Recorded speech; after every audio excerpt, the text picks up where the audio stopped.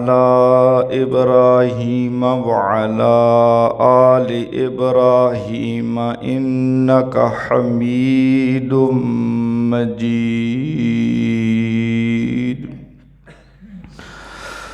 واجب الاحترام بزرگان دین اور میرے نوجوان مسلمان بھائیوں، اللہ رب العزت کی توفیق اور مہربانی سے آپ حضرات سے مخاطب ہوں۔ رب کریم سے دعا ہے کہ مجھے صحیح بیان کرنے کی توفیق نصیب فرمائے، اور آج کی ہماری اس حاضری کو اپنی بارگاہ میں قبول فرمائے۔ سامعین ذی اعظام، خالق ارض و سما رب کبریا اللہ جل شانہ نے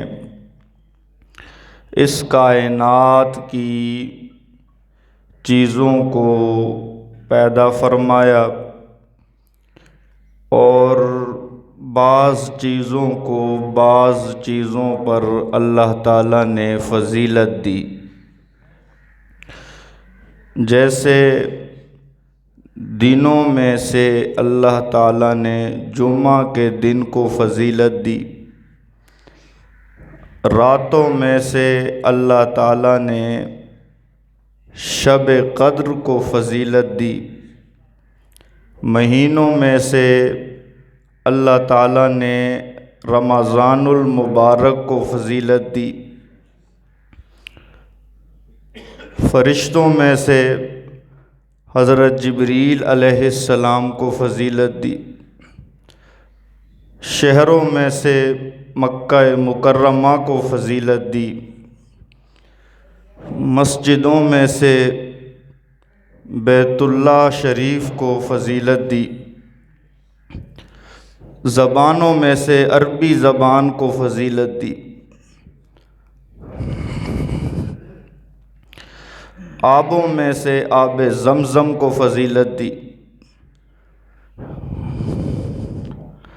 حجروں میں سے حجر اسود کو فضیلت دی،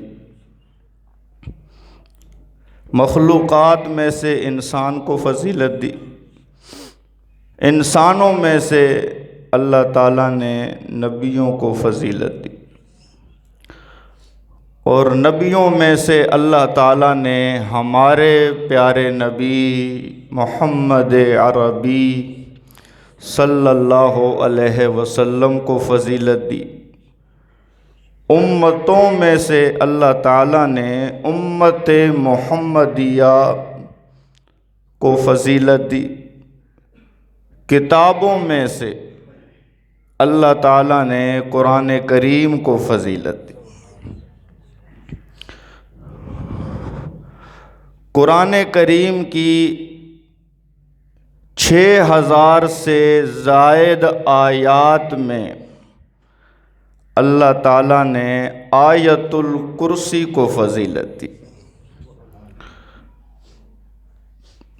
قرآن کریم کی 114 سورتوں میں اللہ تعالیٰ نے سورۃ الاخلاص کو فضیلت دی۔ 114 صورتیں قرآن کریم، ایک روایت کے مطابق سب سے افضل سورت سورۃ الفاتحہ ہے، دوسری روایت کے مطابق سب سے افضل سورت سورۃ الاخلاص ہے۔ سورۃ اخلاص ہی آج کی میری تقریر کا موضوع ہے۔ سب کہو محبت سے سبحان اللہ۔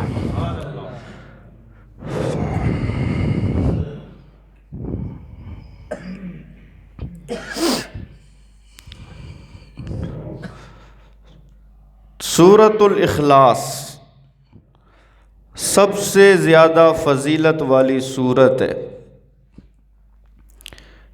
اس کی ایک وجہ یہ ہے کہ اس سورت کے بہت سارے نام ہیں۔ عربی کا مقولہ ہے کثرت الاسماء تدل علی شرف المسمى، ناموں کا زیادہ ہونا یہ اس شے کے با کمال ہونے کی علامت ہے۔ نام زیادہ ہوں گے اتنی ہی اس چیز کی فضیلت بھی زیادہ ہوگی۔ مشہور نام سورۃ الاخلاص۔ اخلاص کا معنی ہوتا ہے خالص کرنا۔ مطلب یہ ہے کہ جو اس سورت کو پڑھے گا، سمجھے گا، اس میں غور و فکر کرے گا اور اس سورۃ الاخلاص کے مطابق اپنا عقیدہ اور ایمان بنائے گا، وہ اللہ تعالیٰ کی نظروں میں خالص مومن بندہ بن جائے گا۔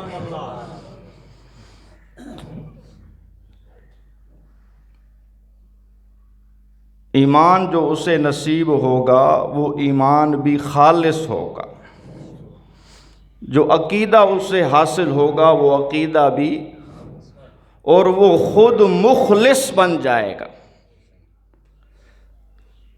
خالص بندہ۔ اور فرمایا جو مخلص ہو گیا اللہ تعالیٰ اسے ہمیشہ کے لیے دوزخ سے خلاصی عطا فرما دے گا۔ اسی طرح اس سورت کا ایک نام ہے سورۃ النجات، یعنی جو اس سورت کو پڑھے گا، سمجھے گا، اس کے مطابق چلے گا، اللہ تعالیٰ اسے دوزخ سے نجات عطا فرمائیں گے۔ اس سورت کا ایک نام ہے سورۃ النور، روشنی، اجالا۔ یہ سورت دنیا میں بھی روشنی اور اجالے کا ذریعہ بنے گی، شرک اور کفر کے اندھیروں سے بچائے گی، اور آخرت میں بھی اسی سورت کے نور میں انسان چلتے چلتے جنت میں جا پہنچے گا۔ اس سورت کا ایک نام المنفرہ بھی ہے، جس کا معنی ہوتا ہے شیطان کو بھگانے والی سورت۔ جہاں سورۃ الاخلاص پڑھی جائے وہاں سے شیطان بھاگ جاتا ہے۔ اور ایک نام ہے اس سورت کا المحضر، یعنی جہاں یہ سورت پڑھی جاتی ہے وہاں فرشتے حاضر ہونے لگتے ہیں۔ منفرہ شیطان بھاگنے لگتا ہے، محضرہ اور فرشتے حاضر ہونے لگتے ہیں۔ اس سورت کا ایک نام ہے اساس۔ اساس کہتے ہیں بنیاد کو، جڑ کو۔ درخت کی مضبوطی جڑ سے ہے، مکان کی، کوٹھے کی مضبوطی بنیاد سے ہے۔ بنیاد کھوکھلی ہے تو عمارت کھڑی، جڑ کھوکھلی ہے تو درخت ہرا بھرا نہیں رہ سکتا۔ اسی طرح جب تک سورۃ الاخلاص کے مطابق عقیدہ اور ایمان نہ بنایا جائے، ایمان اور عقیدے کی کوئی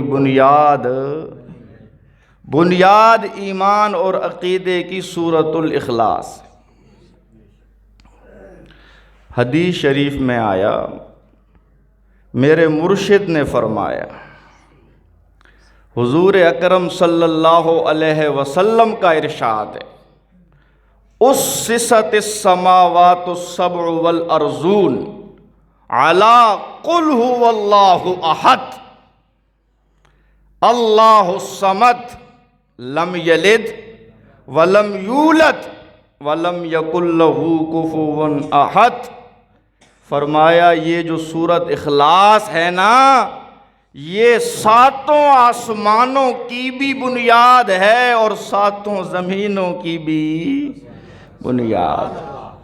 آسمان کھڑا ہے تو اللہ کی توحید کے وسیلے سے، زمین بچھی ہوئی ہے تو اللہ تعالیٰ کی توحید کے وسیلے سے۔ حدیث میں آیا، میرے آقا نے فرمایا جب تک اس دھرتی پر ایک بھی موحد بندہ اللہ کو پکارنے والا موجود رہے گا، قیامت جب ایک بھی موحد اللہ کو پکارنے والا اس دنیا میں نہیں رہے گا تو یہ کائنات کا نظام ختم ہو جائے گا۔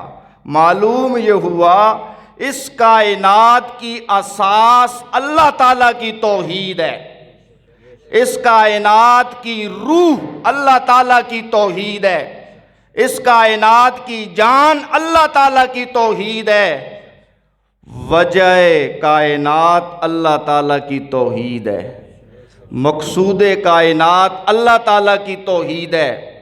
یہاں اصلاح کرتا جاؤں، ایک غلط فہمی جو معاشرے میں رائج ہو چکی ہے، لوگوں نے یہ سمجھ لیا ہے کہ یہ کائنات فلاں ہستی کے لیے بنی ہے۔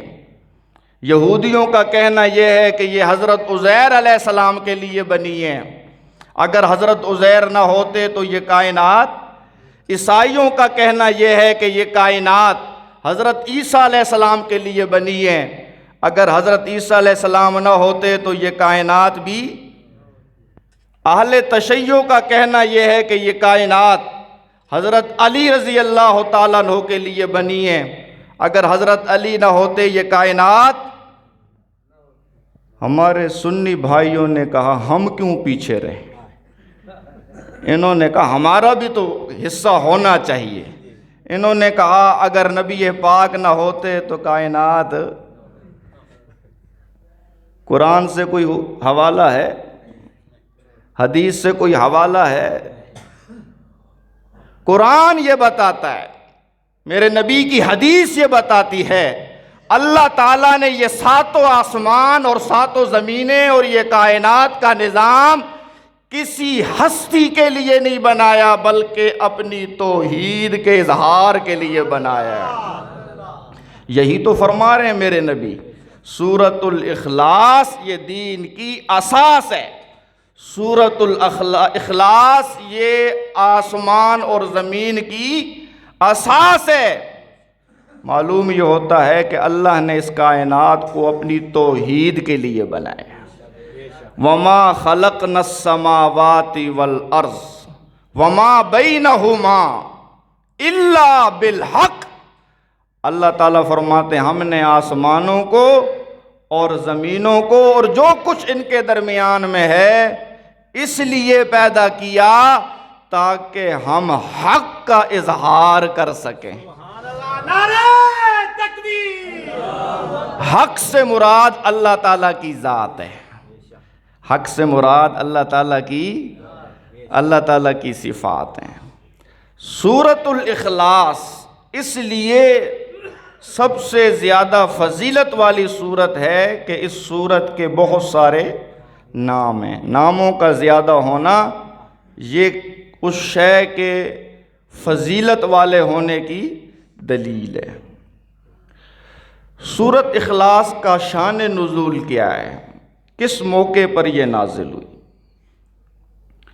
چنانچہ تفاسیر میں آیا مشرکین مکہ کا ایک گروہ ہمارے پیارے نبی حضور اکرم صلی اللہ علیہ وسلم کی خدمت میں آیا اور اللہ تعالیٰ کی ذات کے بارے میں طرح طرح کی باتیں کرنے لگے، کہنے لگے کہ ہمیں اللہ تعالیٰ کا تعارف کروایا جائے، اللہ تعالیٰ کا حسب نسب بتایا جائے کہ اللہ تعالیٰ معاذ اللہ سونے کے بنے ہیں یا چاندی کے بنے ہیں، لوہے کے بنے ہیں یا پیتل کے بنے ہیں۔ از راہ مذاق، از راہ گستاخی انہوں نے یہ سوال کیا اللہ تعالیٰ کے متعلق۔ چاہیے تو یہ تھا کہ اس گستاخانہ سوال کا جواب آسمان سے پتھر برسا کے دیا جاتا، لیکن میرے رب کی رحمت دیکھیے، کافروں کے اس گستاخانہ سوال کا جواب اللہ تعالیٰ نے آسمان سے پتھر پتھر برسا کر نہیں دیا بلکہ قرآن اتار کر دیا۔ قل هو اللہ احد، پڑھو میرے ساتھ، قل هو اللہ اللہ الصمد لم یلد ولم یولد ولم یکن لہ کفوا۔ اے میرے نبی، یہ کفار، یہ مشرکین آپ سے میرا تعارف پوچھتے ہیں، انہیں آپ سورۃ اخلاص پڑھ کر سنائیے۔ مختصر سی سورت ہے، صرف 4 آیتیں، لیکن ہے بڑی جامع۔ قرآن کریم کا تہائی حصہ ہے۔ ایک مرتبہ نبی کریم صلی اللہ علیہ وسلم تشریف لے کر آئے۔ آپ نے فرمایا، اے میرے صحابہ، کیا تم میں سے کوئی شخص رات کو قرآن کریم کے تہائی حصے کی تلاوت کرنے کی قدرت رکھتا ہے؟ صحابہ نے عرض کیا، یا رسول اللہ، اتنی طاقت ہمارے اندر نہیں ہے کہ ہم رات میں تہائی قرآن پڑھ سکیں۔ تو آپ نے ارشاد فرمایا، جس شخص نے رات کے کسی پہر میں 3 مرتبہ سورۃ الاخلاص پڑھی، گویا کہ اس نے قرآن کا تہائی حصہ تلاوت کر لیا۔ آپ نے فرمایا، سورۃ اخلاص کو 3 مرتبہ پڑھنا یہ قرآن کریم کے 3 ختموں کے برابر ہے۔ پورا قرآن تو ہم نہیں پڑھ سکتے، اتنی طاقت نہیں ہے، لیکن 5 منٹ 10 منٹ نکال کے سورۃ الاخلاص 3 مرتبہ ہم پڑھ سکتے یا کوئی نہیں پڑھ سکتے؟ پڑھنی چاہیے، پڑھنی چاہیے، ایسے جیسے 3 قرآن آپ نے پڑھ لی ہوں۔ کتنی بڑی نیکی ہے، کتنا بڑا ثواب ہے۔ سورۃ الاخلاص کو ثلث قرآن کہا گیا۔ وجہ یہ ہے، قرآن کریم میں 3 مضمون کثرت سے بیان ہوئے۔ پہلا مضمون ہے توحید باری تعالیٰ، دوسرا مضمون ہے رسالت محمد مصطفیٰ صلی اللہ علیہ وسلم، اور تیسرا مضمون ہے قیامت۔ سورۃ اخلاص میں توحید والے مضمون کا بیان، ایک حصہ آ گیا، 3 حصے ہیں نا جی، توحید، رسالت، قیامت۔ سورۃ اخلاص میں توحید والا حصہ، اس لیے سورۃ اخلاص کو ثلث قرآن کہا جاتا ہے، قرآن کریم کا تہائی حصہ۔ یہی وہ سورت ہے جسے میرے نبی نے اسم اعظم قرار دیا۔ لوگ پوچھتے پھرتے ہیں اپنے پیروں سے، اپنے علماء سے کہ جی اسم اعظم بتایا جائے، اسم اعظم کے ذریعے ہم دعا کریں، کیونکہ حدیث میں آیا اسم اعظم کے ذریعے جو دعا کی جائے وہ دعا قبول ہوتی ہے۔ آپ صلی اللہ علیہ وسلم مسجد میں تشریف لائے تو آپ نے دیکھا ایک صحابی دعا کر رہا ہے۔ الفاظ یہ ہیں، اللہم انی اسألک بانی اشہد ان لا الہ الا انت الاحد الذی هو الصمد لم یلد ولم یولد ولم یکن لہ کفوا احد۔ جب آپ نے یہ الفاظ سنے نا، آپ نے فرمایا یہ ہے اسم اعظم۔ آپ نے فرمایا یہ ہے اسم اعظم، اللہ تعالیٰ کا سب سے بڑا نام۔ قل هو اللہ، پڑھو میرے ساتھ، قل هو اللہ اللہ الصمد لم یلد ولم یولد ولم یکن لہ کفوا احد۔ میرے نبی نے فرمایا یہ سورت اسم اعظم ہے، اس سورت کو پڑھنے کے بعد جو دعا مانگی جائے گی اللہ تعالیٰ قبول کرے گا۔ بشرطے کہ بندہ یقین کے ساتھ، یہ عقیدہ اور نظریہ بنا کر کہ اللہ اپنی ذات میں صفات میں یکتا ہے، یہ ہے اسم اعظم۔ اسم اعظم توحید ہے۔ اسم اعظم کیا ہے جی؟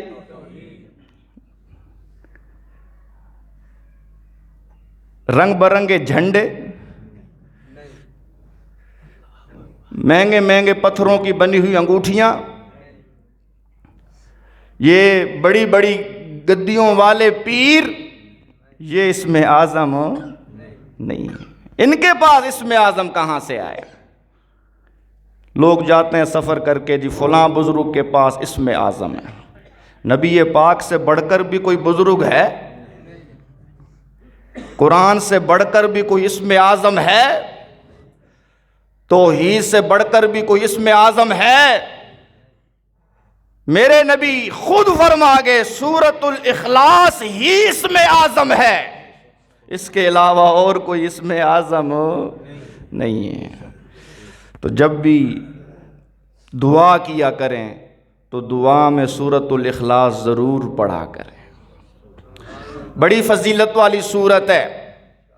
میرے مرشد نے فرمایا جو شخص ہر فرض نماز کے بعد 10 مرتبہ سورۃ الاخلاص پڑھنے کا معمول بنائے گا، بن اللہ لہ بیتن فی الجنہ، اللہ تعالیٰ اس کے لیے جنت میں محل بنائے گا۔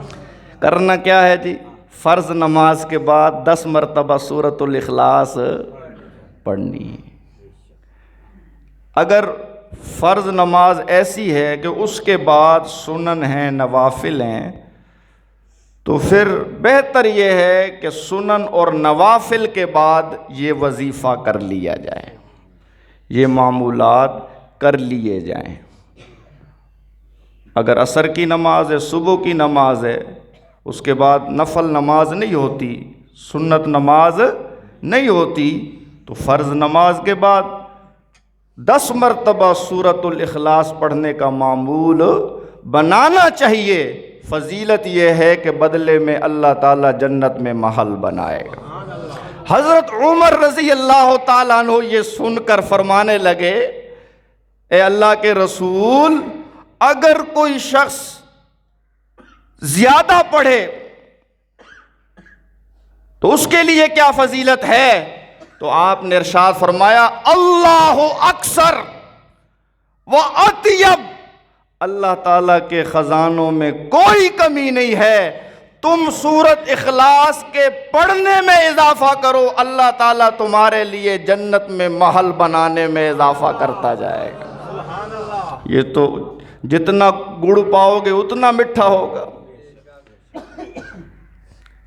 اور آپ نے ارشاد فرمایا کہ جو شخص رات کو سونے سے پہلے دائیں کروٹ لیٹ کر 10 مرتبہ سورۃ الاخلاص پڑھے گا، اس کے لیے فضیلت یہ ہے کہ جب وہ مرے گا نا، اللہ تعالیٰ کی طرف سے یہ بشارت ہے، اے بندے داہنی طرف سے جنت میں داخل ہو جا، ادخل یمینک الجنہ۔ دائیں کروٹ لیٹ کر کیا کرتا تھا؟ دکانوں کا حساب کرتا تھا، زمینوں کا حساب کرتا تھا، شادی بیاہ کا اسٹیمیٹ لگاتا تھا۔ اللہ کہے گا جا بندے جنت میں، نہیں، دن کے اجالے میں بھی اللہ کو یاد رکھنا ہے، اور رات کے اندھیرے میں بھی اللہ کو، اور رات کے اندھیرے میں اللہ کو یاد کرنا یہ بہت اونچا عمل ہے۔ اللہ تعالیٰ کو بڑا پیار آتا ہے اس بندے پر جو رات کو اٹھ اٹھ کے اللہ کا نام لیتا ہے، جو رات کو اٹھ اٹھ کر اللہ کے حضور آنسو بہاتا ہے، اپنی کمزوریاں اور اپنی نااہلی کا ذکر کرتا ہے، مولا میں کیا ہوں، میرا کیا ہے، سب کچھ تیرا دیا ہوا ہے، مولا اپنا فضل فرما، اپنا کرم فرما، گرفت نہ کر، مواخذہ نہ کر، یا اللہ مجھ سے انتقام نہ لے۔ تو جو بندہ رات کو بستر پر لیٹے، دائیں کروٹ سورۃ الاخلاص پڑھے تو انشاءاللہ میرے نبی کی یہ ضمانت ہے، وہ ضرور جنت میں داخل ہوگا۔ اور کیا چاہیے؟ اور کیا چاہیے؟ چاہیے کچھ؟ نہیں چاہیے۔ میرے نبی نے فرمایا جو شخص 3 کام کر لے، 3 کام، جنت کے 8 دروازوں اس کے لیے تیار، اور جنت کی من پسند حور اس کے لیے تیار۔ اب سبحان اللہ نہیں کہتے؟ جنت کے 8 دروازے اس کے، من پسند حور اس کی، جو 3 کام کرے۔ پہلا کام فرمایا کہ قاتل کو معاف کر دے۔ قاتل کو، بولو بھائی، قاتل کو، کوئی عزیز قتل ہو گیا ہے، اس کے پاس اختیار ہے معاف کرنے کا، یہ بدلہ نہیں لیتا، عدالت میں نہیں گھسیٹتا، دھمکیاں پھپتیاں نہیں کستا، بلکہ محض اللہ کی خوشنودی کے لیے قاتل کو معاف کر دیتا ہے۔ فرمایا جنت کے 8 دروازے اس کے لیے، جنت کی من پسند حور اس کے لیے ہے۔ دوسرے نمبر پر آپ نے فرمایا جو شخص پوشیدہ قرضے کو ادا کرے۔ پوشیدہ قرضے کو، کسی سے قرض لیا ہے، کسی اور کو پتہ، قرض خواہ کو پتہ ہے جس سے اس نے قرض لیا ہے، اب یہ کیا کرے؟ اس قرضے کو ادا کر دے۔ ایک یہ ہے نا، آپ کو پتہ ہے کہ جی میں نے فلانے کا قرض دینا ہے، وہ قرضہ بھی ادا کرنا ہے، اس بندے کو بھی پتہ ہے۔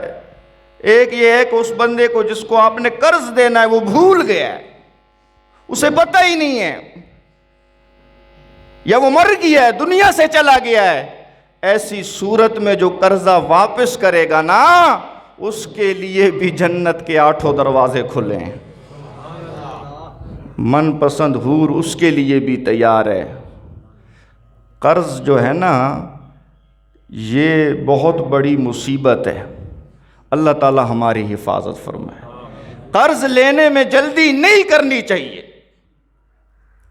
یہ اتنا بڑا گناہ ہے۔ میرے نبی نے فرمایا جب بندہ شہید ہوتا ہے، اس کے وجود سے نکلنے والا خون ابھی زمین پہ نہیں گرتا کہ اس کی مغفرت کر دی جاتی، لیکن قرض شہید کو معاف نہیں ہے۔ شہید سے بھی پوچھا جائے گا قرض کے بارے میں، اور آپ نے تو ایسے لوگوں کا جنازہ نہیں پڑھایا جو مقروض ہو کر مرے۔ آپ نے فرمایا میں مقروض شخص کا جنازہ، حالانکہ آپ رحمت للعالمین شفیع المذنبین ہیں۔ گناہ کی سنگینی کو سمجھیے، کتنا سنگین گناہ ہے۔ جنازہ لایا گیا، امام الانبیاء کو معلوم ہوا کہ اس شخص پر قرضہ ہے، آپ نے جنازہ پڑھانے سے انکار کر دیا۔ کتنی بدبختی ہے۔ پھر ایک صحابی اٹھا، اس نے عرض کیا یا رسول اللہ میں اس کی طرف سے قرض ادا کروں گا۔ جب آپ کو اطمینان ہو گیا تو آپ نے جنازہ پڑھایا۔ سمجھ آ رہی ہے کوئی نہیں آ رہی؟ تو اگر کسی سے قرضہ لیا ہے، کوشش یہ کرو جیتے جی قرضہ واپس کرو۔ اگر اس حال میں موت آ گئی، بعد میں بیٹوں کا کیا پتہ، بھائیوں کا کیا پتہ، کہیں اپنی قبر خراب نہ ہو جائے، کہیں اپنی آخرت اوکھی نہ ہو جائے۔ اس لیے قرض اگر کسی سے لیا ہے اس کو لکھو، اس پر گواہ بناؤ، اہل و عیال کو وصیت کر کے جاؤ کہ یہ میری وصیت ہے، میرا قرضہ تم نے ادا کرنا ہے۔ اور پیچھے جو اہل و عیال ہیں ان کی بھی یہ ذمہ داری ہے، صرف یہ نہیں ہے کہ باپ مر گیا ہے تو زمین بانٹ لو، باپ مر گیا ہے تو مکان بانٹ لو، وراثت کو دبوچ لو، ہڑپ کر لو۔ نہیں، وارثوں کی پہلی ذمہ داری یہ ہے کہ دیکھیں مرنے والے پر قرضہ تو نہیں ہے، سب سے پہلے اس کے مال سے قرضہ ادا کیا جائے۔ سمجھ آئے نا؟ جنازہ بعد میں، کفن بعد میں، غسل بعد میں، پہلا فرض گھر والوں کا کیا ہے جی؟ قرضہ ادا کیا جائے۔ اس طرف ہماری توجہ ہی نہیں ہے۔ وہ بیچارہ مقروض ہو کے مرا ہے اور یہاں وراثت بٹ رہی ہے، یہاں اس کی جائیداد سے دیگیں چڑھائی جا رہی ہیں، ایصال ثواب کے لیے خیرات ہو رہی ہے۔ ایسے ایصال ثواب کا کوئی فائدہ، ایسی خیرات کا کوئی فائدہ؟ جو اس کے ذمے ہے پہلے اس کی تو تلافی کرو۔ وہ مقروض ہو کے مرا ہے، اس نے مال چھوڑا ہے، سب سے پہلے اس کے مال میں سے اس کا قرضہ ادا کرو۔ سمجھ آ رہی ہے کوئی نہیں آ رہی؟ دوسرے نمبر پر اس کے مال سے اس کی تجہیز و تکفین اور تدفین کا بندوبست کرو۔ دوسروں کا احسان لینے کی ضرورت، جی فلاں رشتہ دار کفن دیں گے، فلاں رشتہ دار غسل دیں گے، فلاں رشتہ دار دفنائیں گے، نہیں۔ وہ مال چھوڑ کے مرا ہے، صاحب ثروت ہے، صاحب دولت ہے، تو اس کی دولت میں سے کفن خریدو، اس کی دولت میں سے اس کی جو فوتگی پر خرچہ ہے وہ خرچہ کرو۔ سمجھ آ رہی ہے میری بات؟ یہ ہماری عملی زندگی سے تعلق رکھتے ہیں مسائل۔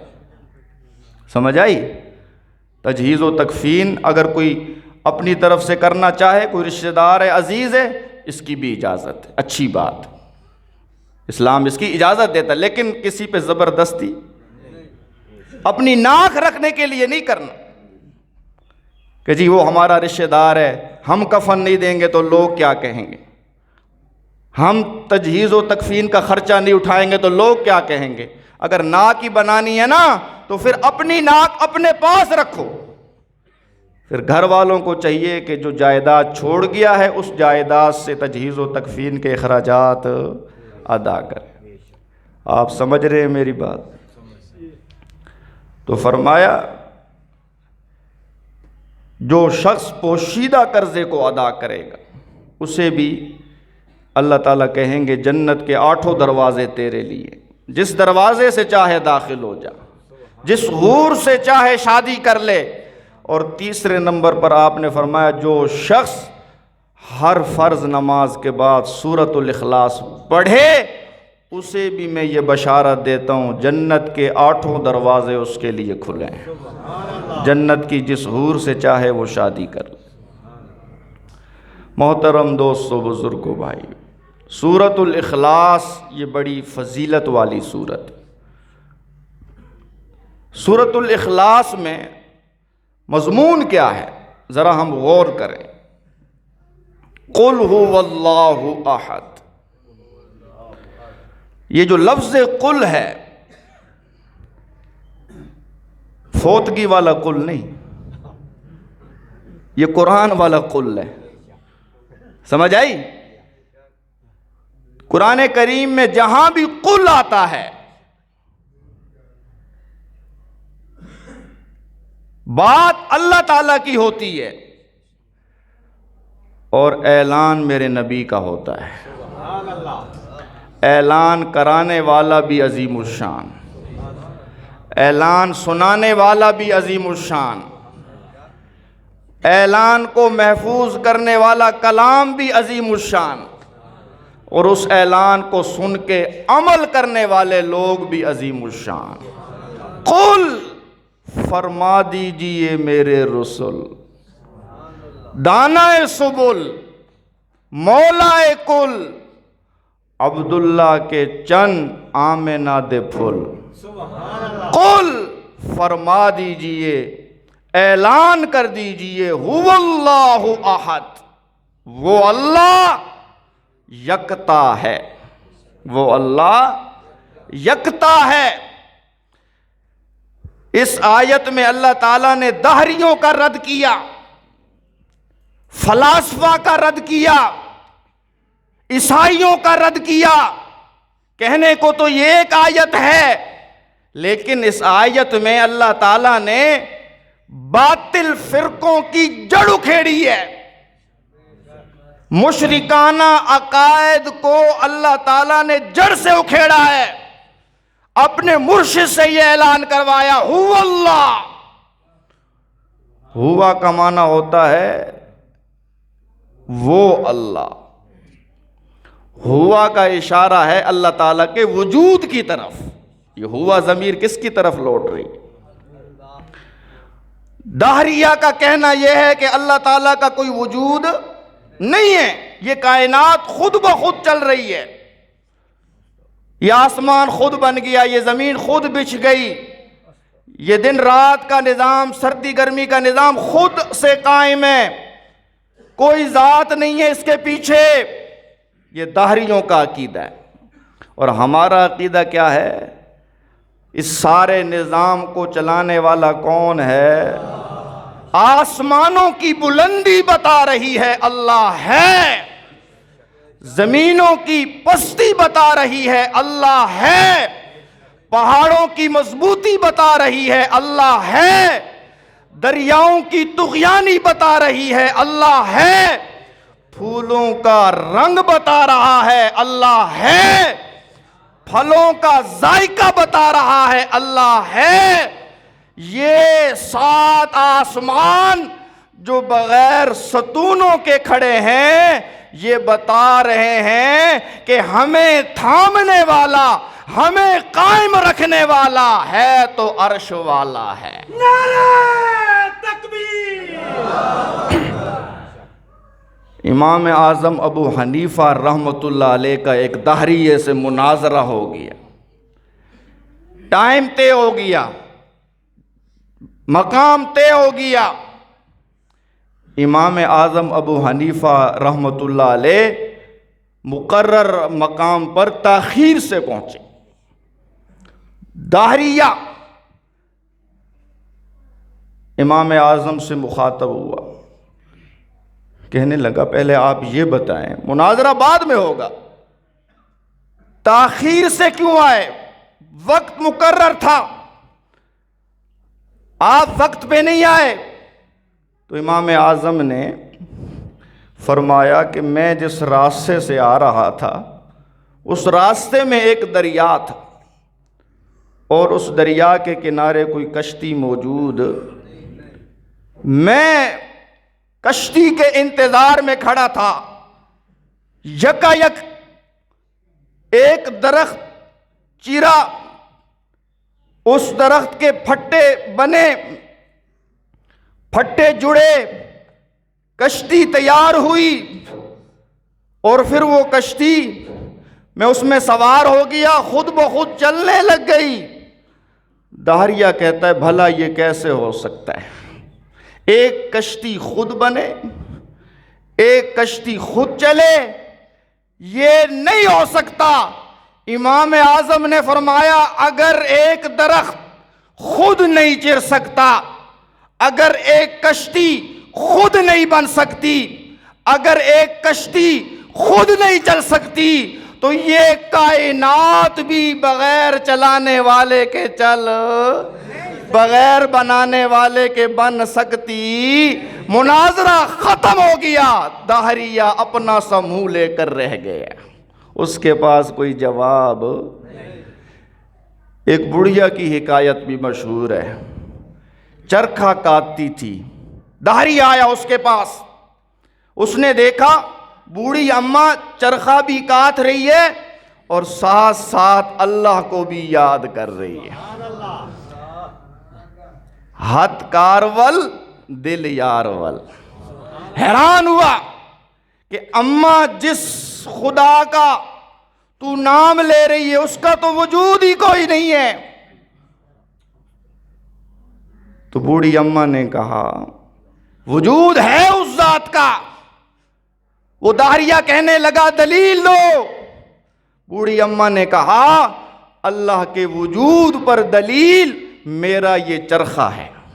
میرا یہ بیچاری انگوٹھا چھاپ تھی, ان پڑھ تھی, لیکن اس نے بڑی پتے کی بات کی. اس نے کہا کہ یہ ایک لکڑی کا پرزہ ہے, جب تک میں اسے نہ چلاؤں یہ خود نہیں چلتا. اگر ایک چرخہ چلانے والے کے بغیر نہیں چل سکتا تو یہ نظام بھی چلانے والے کے بغیر. اچھا, اس نے دوسرا اعتراض کیا کہ بڑھیا چلو مان لیا اللہ کا وجود ہے, لیکن ایک اللہ بھلا یہ کیسے سارا نظام چلا سکتا ہے؟ یہ تو بہت سارے الہ ہوں گے جو مل کر یہ نظام چلا رہے ہوں گے. بڑھیا نے کہا نہیں, اللہ اس نظام کو بنانے میں بھی اکیلا ہے اور چلانے میں بھی اکیلا ہے. وہ کہتا ہے دلیل اماں. بڑھیا نے کہا دلیل میرا یہ چرخہ ہے. دلیل میرا یہ, جب میں چرخہ کاٹ رہی ہوتی ہوں, میرا بیٹا پوتا نواسا کوئی عزیز آ جائے اور میرے کام میں دخل دینے لگے تو میرا کام بگڑ جاتا ہے. میرا کام بگڑ جاتا ہے. اگر کوئی میرے چرخے میں مداخلت کرے تو میرا چرخہ نہیں چل سکتا. اگر کائنات میں خدا اور بھی ہیں, ایک خدا کہے دن ہو, دوسرا خدا کہے رات ہو, تو پھر یہ نظام کیسے قائم رہتا؟ جب یہ نظام قائم ہے تو یہ دلیل ہے کہ الہ صرف اکیلا. لو کان فیہما آلہۃ الا اللہ لفسدتا. لوگو ذرا غور کرو, اگر یہ کائنات کا نظام اپنی ترتیب سے چل رہا ہے, سورج ترتیب سے طلوع ہو رہا ہے, ترتیب سے غروب ہو رہا ہے, سردی گرمی کا نظام ترتیب سے چل رہا ہے, زندگی اور موت کا نظام ترتیب سے چل رہا ہے, یہ ترتیب بتاتی ہے کہ الہ صرف کون ہے؟ اللہ اپنی ذات میں, اختیارات میں یکتا ہے. اگر کوئی دوسرا بھی ساتھ ہوتا لفسدتا, تو اس دنیا میں فساد برپا ہو جاتا. ہوتا یا کوئی نہ ہوتا؟ اس کی تازہ مثال دوں. ابھی آرمی چیف کی تقرری ہوئی ہے, سمجھ آئی؟ وزیر اعظم ایک پارٹی کا ہے, صدر ایک پارٹی کا. تنازع ہوا یا کوئی نہ ہوا؟ چیمگوئیاں ہوئی, عوام میں تشویش کی لہر دوڑی. پتہ نہیں کیا ہوتا ہے, صدر سمری کو منظور کرتا ہے یا ریجیکٹ کرتا ہے. 100 باتیں ذہن میں آئی, کیونکہ اختیارات یہاں ایک کے پاس نہیں ہیں, اختیارات 2 کے پاس ہیں. وزیر اعظم صدر کو بھیجے گا, صدر وزیر اعظم کو بھیجے گا.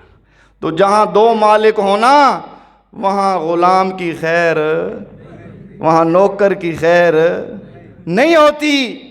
اللہ تعالیٰ فرماتے ہیں میں یکتا ہوں, میرا کوئی شریک. قل هو اللہ احد, فرما دیجئے میرے پیغمبر وہ اللہ احد ہے. وہ اللہ کیا ہے جی؟ 2 لفظ ہیں عربی کے, ایک ہے واحد اور ایک ہے احد. یہاں واحد کا لفظ نہیں ہے, یہاں لفظ کون سا ہے؟ احد. واحد کا جو لفظ ہے اس میں کثرت کا احتمال ہے. واحد کا معنی ہوتا ہے ایک, احد کا معنی ہوتا ہے یکتا. مثلا ایک قوم یہ واحد ہے, لیکن قوم میں بہت سارے افراد ہوتے ہیں یا کوئی نہیں ہوتے. ایک ملک واحد ہے, لیکن ملک میں بہت سارے شہر ہوتے نہیں ہوتے.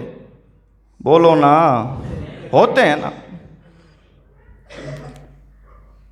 یہاں اللہ نے واحد نہیں کہا, کیونکہ واحد میں کثرت کا احتمال ہوتا ہے.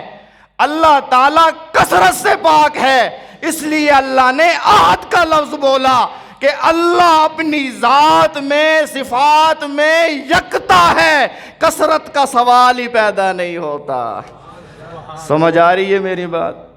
اللہ الصمد، اللہ صمد ذات ہے.